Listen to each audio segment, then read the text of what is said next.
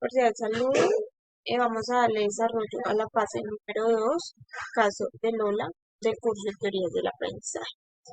El grupo está integrado por Cristian Arbeláez, Edwin Lobón, Carolina Lupi, Johnny Arcos y quien habla, Stephanie González. Vamos a exponer las conclusiones a las que se llegaron respecto a las hipótesis planteadas por los comportamientos que está presentando Lola. La hipótesis número 1 es necesario que Lola ingrese a un programa de alimentación escolar debido a que el origen de sus dificultades comportamentales podrían estar asociadas a desequilibrios nutricionales. De esta hipótesis se derivan dos preguntas claves, las cuales son: ¿es válido pensar que Lola no está aprendiendo lo suficiente por problemas de nutrición? Y ¿cómo puede estar incidiendo la nutrición en el proceso de aprendizaje de Lola? Para darle conclusión a estas hipótesis, el comité de convivencia se reunió y cada integrante dio sus aportes. En este caso, a mí me tocó el rol de coordinador académico y yo considero que se le debe realizar un seguimiento para así considerar si está presentando falencias en su nutrición, ya que una nutrición desequilibrada conlleva un bajo rendimiento académico, disminución atencional, dificultades para concentrarse y comunicarse, cambios de conducta, entre otras afectaciones que está presentando Lola.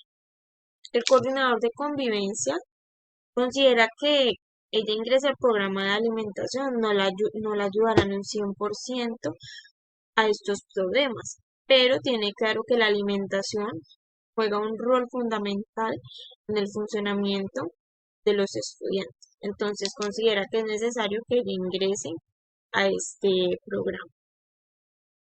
El director de curso considera que ella presenta desequilibrios nutricionales, que podría presentar desequilibrios nutricionales desde sus primeros años de vida, acompañado con otros factores estructurales de gran relevancia, y estos están influyendo en la obtención del aprendizaje y comportamientos inusuales. ¿Sí? Entonces, de acuerdo a la hipótesis, se sugiere que ingrese a un programa de alimentación escolar. El docente que remite el caso dice que él considera que esos comportamientos que viene presentando Lola son de un tiempo para acá y que en el caso que se remite, ella no presenta ningún tipo de falencias y que aparte de eso, la valoración psicológica realizada por el orientador del colegio dice que ella posee una capacidad cognitiva intelectual igual a la de sus compañeros. Por lo tanto, la hipótesis asociada a malnutriciones no es la más pertinente en este caso. Y por último, el orientador del grupo, él considera que no se presentan señales de alerta asociadas propiamente a desequilibrios nutricionales. ¿Sí? El orientador, al identificar en un estudiante problemas conductuales, habilidades sociales deficientes, así como dificultades atencionales y bajo rendimiento académico, no considera necesario el ingreso de Lola a un programa de alimentación escolar, sin antes ser evaluada por medicina general que permitan descartar desnutrición o malnutrición, trastornos diabéticos, déficits prolongados de vitaminas, entre otras que puedan estar afectando el desarrollo físico, mental y cognitivo de Lola, necesarios para su proceso de aprendizaje. Bueno, en base a todos estos aportes que dieron cada uno de los integrantes del comité, ¿sí? Que en su mayoría estuvieron de acuerdo con que Lola ingrese al programa de alimentación, se llegó a la conclusión de que esta hipótesis es válida, pero antes se debe realizar un riguroso seguimiento a Lola y una consulta con un especialista para que ellos den el aval de que Lola tenga algún tipo de trastorno alimenticio o alguna malnutrición que le esté impidiendo un buen desarrollo. ya que es necesario una buena alimentación en donde se reciban los nutrientes necesarios para tener un buen rendimiento. Muy buenas tardes a todos, mi nombre es Edwin Lobón Albán y continúo con la parte 2 del video. En este caso hablaremos del estudio de caso de Lola, que es la fase 2 del curso Teorías del Aprendizaje. He escogido la hipótesis 2 desde mi rol como coordinador de convivencia. La hipótesis 2 dice lo siguiente: es necesario revisar el papel que está jugando el aula de clase, los compañeros y los docentes, con el objetivo de poder identificar posibles factores ambientales que puedan estar afectando el desempeño de Lola. Las preguntas formuladas son las siguientes. Es válido suponer que Lola no aprende adecuadamente porque se encuentra desmotivada. La número 2 dice: ¿cuál es la relación que hay entre motivación y aprendizaje? La conclusión con respecto a la segunda hipótesis, desde el rol de todos los integrantes, dice lo siguiente. Con respecto a esta conclusión, todos los roles tienen un aspecto general que dan a destacar. Y ese aspecto es la motivación de Lola y cómo el docente interactúa con ella y sus compañeros, lo cual es de suma importancia, ya que si el docente no conoce el problema que padece la estudiante, podría causar daños que pudieran ser irremediables, en este caso la desmotivación, e intensificar la enfermedad que ella padece, en este caso sería el TDAH, que es una enfermedad muy grave en algunos casos. Por otro lado, hay que tratar que el docente tenga un control en el aula, es decir, que los compañeros de Lola no se burlen de ella por su condición y no afecte su condición y sus emociones y sentimientos de forma negativa, y haya armonía entre ellos y no afecte su motivación, que es el factor fundamental para que no vaya a tener un mal rendimiento académico. Además, el docente debe tener una estrategia o metodología de enseñanza o enseñanza psicopedagógica para atraer toda la atención de Lola y pueda adquirir los conocimientos de manera fácil y su enfermedad no haga un control negativo sobre ella. Bien, aquí tengo las referencias bibliográficas donde adquirí la información. Hola, muy buenos días. Mi nombre es Johnny Arcos y el día de hoy vengo a presentar la hipótesis número 3 en el caso de Lola como mi rol de orientador.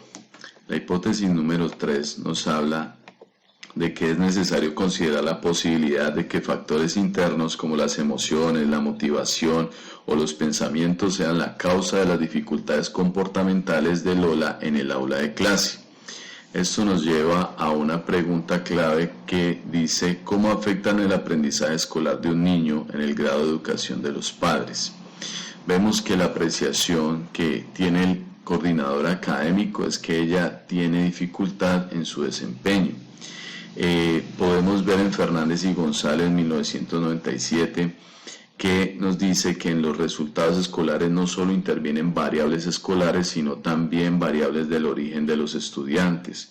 Esto lo podemos traducir como la falta de acompañamiento que posiblemente tenga Lola para lo que es que tenga un desempeño asertivo en el campo académico. El coordinador de convivencia nos habla del trastorno por déficit de atención e hiperactividad, que es una enfermedad pues que no tiene cura, pero que sí se puede tratar con terapias o con medicamentos. Entonces podemos notar que los comportamientos o la conducta en clase de Lola es de manera negativa. Por ejemplo, ella llora en clase sin motivo alguno, no sabe dónde ir o sencillamente quiere hacer daños a lo que tenga a su alrededor. Entonces eso también está acarreando problemas de convivencia. El director de grupo, quien trata de tener estrategias que permitan que los aprendizajes sean significativos para Lola y también para los compañeros, porque este tipo de conductas está afectando no solamente a ella, sino a los que están a su alrededor. Y tratando de hacer actividades que motiven a ella al estudio. Podemos ver que en la adquisición de nuevos saberes a través de sus emociones, donde se involucren todos los factores presentes, para lo cual los estudiosos como Schrenz en 1999 y otros, donde dicen que la concepción constructivista referencia a significatividad del aprendizaje, pertinencia curricular, implicación activa de los estudiantes. Entonces la idea es que ella pueda de manera oportuna, de manera directa y de manera positiva lograr que esas actividades que se dan en clase las pueda hacer teniendo también una motivación.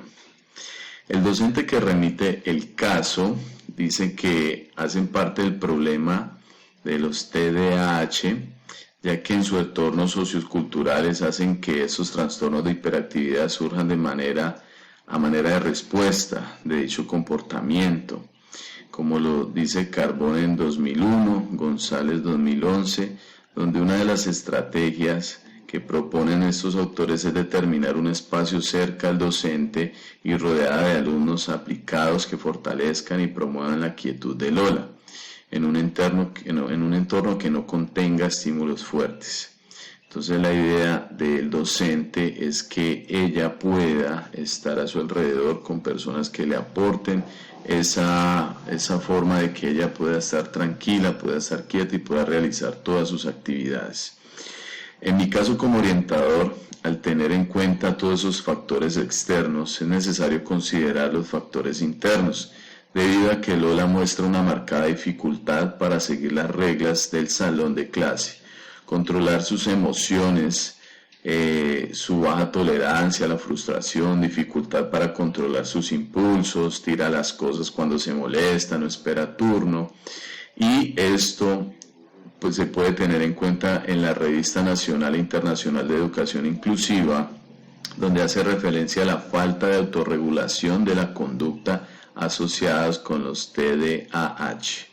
Debido a lo anterior, considero, y ya como conclusión, a esta hipótesis que es necesario y la orientadora deberá realizar una remisión a especialistas externos, bien sea psicología, terapia ocupacional y neuropsicología, que le permitan dar claridad y diagnóstico a las dificultades que presenta Lola. Les agradezco mucho la atención. Hasta luego. Cordial saludo, mi nombre es Carolina Lucumi Medina y hoy les voy a hablar acerca del caso de Lola como directora de grupo. A partir de la hipótesis número 4, donde refiere a que es posible que Lola requiera un programa de refuerzo escolar acompañado de tutorías personalizadas, debido a que posiblemente el origen de dificultades esté asociada con una falta de acompañamiento familiar. En la escuela, el grupo encargado, profesores y de diligentes, decidió estudiar el caso a partir de las siguientes preguntas. ¿Es válido suponer que Lola tiene discapacidad cognitiva? ¿Es válido pensar que el accionar de los padres está afectando el rendimiento académico de Lola? De acuerdo a varias discusiones, planteamientos y hipótesis, se llegó a la siguiente conclusión. Que Lola debe de ingresar a un programa de refuerzo escolar dirigido por la institución, involucrando a los padres y concientizándolos de que su acompañamiento es de vital importancia para dar solución a los cambios de conducta y bajo rendimiento académico que ha venido presentando Lola en la escuela. De manera que se puede notar que el colegio y el grupo familiar deben trabajar unidos y con una amplia comunicación, tomando en cuenta que la responsabilidad involucra a ambos entes. Por otro lado, se concluye que además del refuerzo escolar, Lola debe empezar un proceso de observación y comunicación detallada con todas las personas con quien tiene relación cercana. En este caso estamos hablando de los docentes, padres de familia, consejeros, psicólogos, etcétera, que permitan apoyar el comportamiento y actitudes positivas que presente Lola en cada escenario educativo y familiar. Dichos procesos con Lola ayudarán a direccionar, enfocar y a centrar los diferentes comportamientos que ha presentado Lola en el entorno escolar, pero a su vez ayudará a integrar los diferentes entornos que realmente hacen que Lola pueda presentar conductas y comportamientos normales en la escuela. Gracias. ¿Qué tal? Muy buenas. Bueno, este es el caso de Lola para el curso de teorías del aprendizaje. El rol que yo escogí fue el de docente que remite el caso, ¿sí? Mi nombre es Cristian Arbeláez. Entonces, tengo la hipótesis 5, que era que si era posible que una de las razones por las cuales Lola tenía esos déficits de atención y aprendizaje se debiera que tuviera algún tipo de trastorno, ¿sí? Entonces, bueno, dentro de las lecturas me pareció la más plausible, ¿no? Me pareció que fue la razón más plausible que encontré dentro de las hipótesis, porque de alguna manera todas las pistas apuntaban a que ella padecía un trastorno de déficit de atención con hiperactividad, aunque no necesariamente las dos, según entiendo las dos no tienen que, o sea, puede ser una atención sin la hiperactividad y esto, pero según el caso de Lola el informe reportaba la mayoría de los síntomas, de uno de los cuales era, por ejemplo, mantener tenía dificultad para mantener la atención a los estímulos, su conducta era desmesurada, el exceso de movimiento, tendencias a la dispersión, atención escasa de órdenes, exacto. Parece que esa sería la más plausible, aunque si bien, digamos, las hipótesis de la desnutrición, de pronto su entorno familiar, el entorno sociocultural, todo es posible, o sea, todo podría formar parte de unas pequeñas porciones del problema, pero según las respuestas, o sea, según los diagnósticos, me parece que es la que más se aproxima a esto, ¿sí? Bueno, teniendo en cuenta eso, una de las conclusiones que se podía llegar, que el comité pudimos tener, era que si bien ella presenta o podría asociar esta hipótesis como una parte, o como lo expliqué ahorita, la razón en este caso yo creo que también tendría que referirse mucho al trabajo psicológico a la que una persona de la salud mental pudiera reforzar. En este caso, digamos, en el colegio tendría más potestad el psicólogo o el comité o la gente que tiene este trabajo como tal, porque también podría suceder que digamos la depresión o la ansiedad, estos tipos de trastornos también se cuelen dentro del diagnóstico como tal del trastorno de hiperactividad.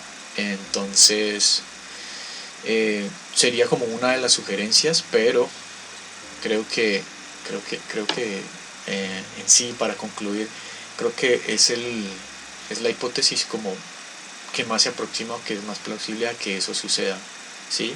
Y con base en eso también podrían estudiarse a fondo si es real que los otros factores también están incidiendo, como de pronto lo que suceda dentro de su núcleo familiar o lo que atiende en el colegio dentro de su área sociocultural, por alguno decirlo, y que afecta su desarrollo cognitivo y que también afecta su atención, y tal vez sea una de las razones por las cuales se suscitan todas estas situaciones. Muchas gracias.